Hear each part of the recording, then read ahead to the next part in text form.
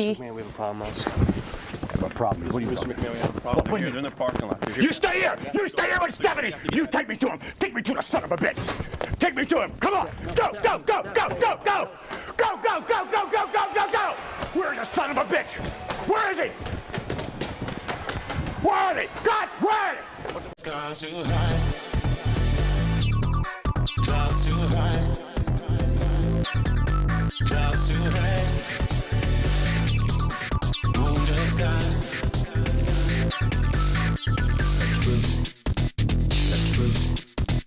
The truth shall set you free.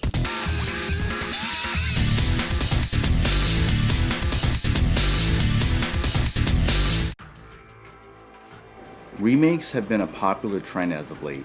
Some love it and some hate it. For me personally, I'm mixed on them. I don't hate the idea of something being remade, but it ultimately comes down to how it's handled and who is handling it. I don't want to put all my trust in a shady studio or a team of people who lack the understanding of why the original game was so well received. Before I go any further, I want to make a few things clear before I continue. If you simply enjoy remakes, in this case video game remakes, then that's fine. This video is not an attempt to make you dislike remakes. In fact, this video is aimed at those who go hard defending remakes, whether it's through YouTube channels, comment sections, or other social media platforms. And lastly, this is not directed towards one individual. Rather, this is directed towards individuals that this video may apply to. I have no problem being direct with who I talk about. I've done it before and I can do it again. So as it pertains to this video, if the shoe fits, wear it. And yes, people who critique remakes are not above criticism either. This is not an attempt to silence anyone, but shed light on some of the nonsense that goes on involving these remakes. So now the reason that motivated me to make this video is pretty simple. This year alone, there's been quite a few remakes, and there were many remakes years prior, and no doubt there will be more in the not so distant future. And to no one's surprise, social media has its fair share of people coming to the defense of remakes before and after release. The issue is not the fact that there are people defending remakes, rather it's how they go about defending said remakes. Some will suddenly paint a narrative that the original game was never that good and had a ton of issues that conveniently came to mind after a remake gets announced. And some will defend unnecessary changes while twisting people's words and chalk up valid criticism as nitpicking or incels mad they can't jerk off to characters. This is no different than those who go on the front lines for reboots.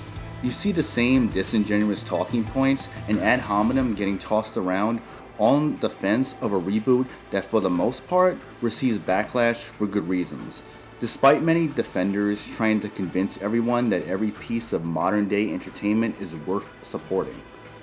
To be fair, to some remakes out there, things such as gameplay mechanics, controls, and graphics tend to outshine the originals, but in other cases, the improvements are hit or miss.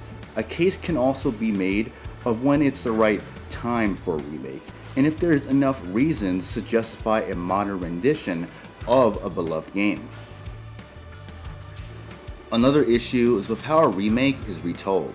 In some cases, we get cut content, or one game being split into several parts, not to mention the usual occurrence of censorship, remodeling characters that look almost unrecognizable, and subliminal messages that coincide with the developer's thoughts and beliefs. And while these changes may be a non-issue to some, that does not disqualify anyone else who takes issue with said changes. When it comes to these type of changes within remakes, the defenders usually ask those of us who take issue with the changes, why does it matter to us, and why is it a big deal? Yet they can never ask the publishers and developers of these remakes the same questions, because clearly it mattered a lot to the publishers and developers to make questionable alterations to these remakes that were not present in the originals. And most of these changes have nothing to do with hardware limitations or anything like that. Instead, it has more to do with publishers and developers trying to appease a certain crowd of people while knowing there will be corporate slaves backing them up on social media and journalists putting out smear campaigns about how toxic gamers are, while at the same time applauding the ability to have sex with a grizzly bear in a video game. Furthermore, if we look at something like the upcoming Silent Hill 2 remake, which is being developed by Bloober Team, a development studio that is known for making walking simulator horror games, mind you, so it should come to no one's surprise that the Silent Hill fanbase would not all be on board with a remake to a genre-defining game. Not only that, but giving a project such as remaking Silent Hill 2 to a development team that makes walking simulators does not instill confidence in fans that this game will get a remake worthy of its name. Another remake that comes to mind is the Star Wars Knights of the Old Republic, one of my favorite games along with the sequel. This beloved Star Wars game getting remade sounds nice and all, but its rocky development is concerning, and the studio handling this project may not deliver a proper remake, especially if they remove aspects of the original game that made it so beloved in favor of trying to cater to a modern day audience. While remakes of established franchises have passionate fans, that's not to say it doesn't have its fair share of bizarre individuals that sour the fandom. However, none of that takes away from some people's concerns and criticism towards remakes. If you take the time to really listen to what people have to say about some of these remakes, you might think twice before telling people to touch grass, find someone to bang, go play the original, and stop creating conspiracies. If we stop and think about some of the changes that occurs in remakes, one example being censorship in the Resident Evil 4 remake. Why was it censored in the first place? You have dialogue being changed to fit modern day standards, and the inability to look up Ashley's skirt. Keep in mind that the original RE4 had several ports over the years and did not see those kind of changes, except the VR version of the original RE4, and to my understanding, that was the last port of the original RE4 before the remake came out. So again, why censor content in the remake? Now, this does not mean Resident Evil 4 Remake is a terrible game. This applies to other remakes, such as the Dead Space remake. The issues myself and many others brought up had nothing to do with the gameplay mechanics or the game overall. The issue was with the unnecessary changes and subliminal messages, similar to the RE4 remake. There are some questionable changes, and pointing out questionable changes does not mean the game in question has no positive aspects. It could just be that the negatives outweigh the positives. Even Final Fantasy VII Remake, there were some questionable changes that rubbed a lot of people the wrong way and may have a negative effect on the rest of the FF7 remakes. To some, the negatives outweigh the positives. Not everyone wanted a remake of FF7 to just speculate how this new story will unfold due to the way the story was handled. Creating a convoluted mess sounds like more of a tall task than making a remake of FF7 that follows the story of the original with a few new additions in one complete game.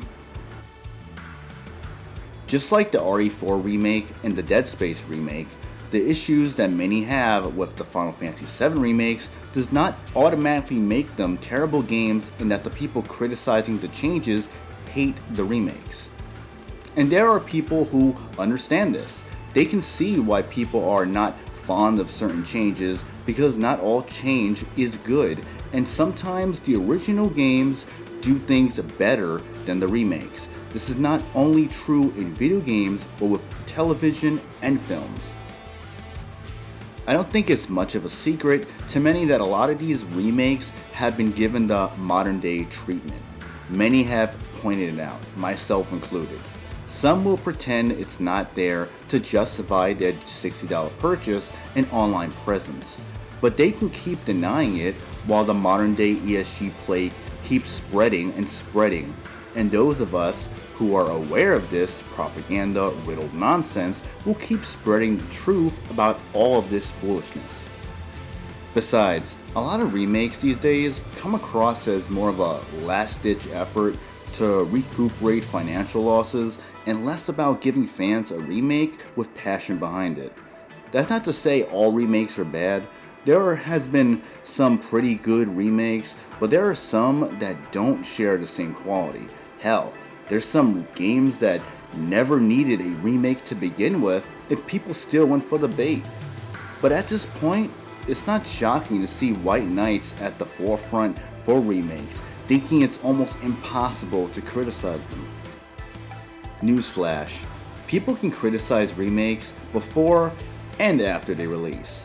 Because it's funny, those going hard defending them have no problem analyzing trailers, reacting to trailers, and speculating based on trailers or articles, but take great offense whenever someone points out a flaw for something purposely implemented in a remake that was not present in the original. Just because a remake met your expectations does not mean it met anyone else's. It seems like a lot of people who try their damnedest to defend remakes and the companies responsible for said remakes are all looking for something. Acknowledgement. Not just from people who agree with them, but also the developers and publishers that put out these remakes. Perhaps the White Knights are hoping those within the studios watch their videos, leave a like or a comment, maybe subscribe. Or in the case of other social media platforms, they want studios to see their posts defending them, maybe give them a follow back. Or in some cases, the studios will acknowledge the shills so much to the point of sending them on a plane to the studio itself. Give them a grand tour.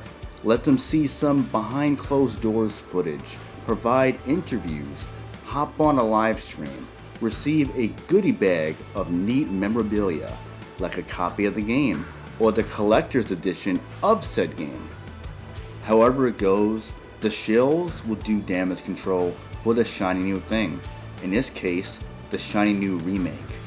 To the shills, we can't criticize it. Our perspectives are not valid because we say mean things and complain about non-issues because surely the companies creating these remakes are not capable of putting out a product that has notable flaws that a large group of people care about, despite what the shills in their echo chambers want you to believe. Whether it's bugs, glitches, cut content, censorship, modern day redesigns, changes to dialogue, changes to gameplay, drastic story changes, misleading marketing, or shady business practices is all worth pointing out, positive or negative. Going on a witch hunt for negative opinions or facts on remakes through videos or posts says a lot. Despite these individuals claiming they don't care about what we think or that our opinions don't matter or how we are nitpicking and creating an issue out of nothing, they seem to spend a lot of time trying to silence us and trying to disprove what we say, when all I'm saying is that praise and criticism can both exist. Just because you're on board with something does not mean everyone else is. And even though shills will claim criticism can exist, they sure have a big problem whenever someone voices criticism. Perhaps they should remind themselves that criticism can exist and that not everyone will like the shiny new thing, because everyone wants to give their 2 cents, but remember, not all pennies shine very bright. No. Just go around it. He's not gonna hurt you. Just go around it. No. Dancing is forbidden.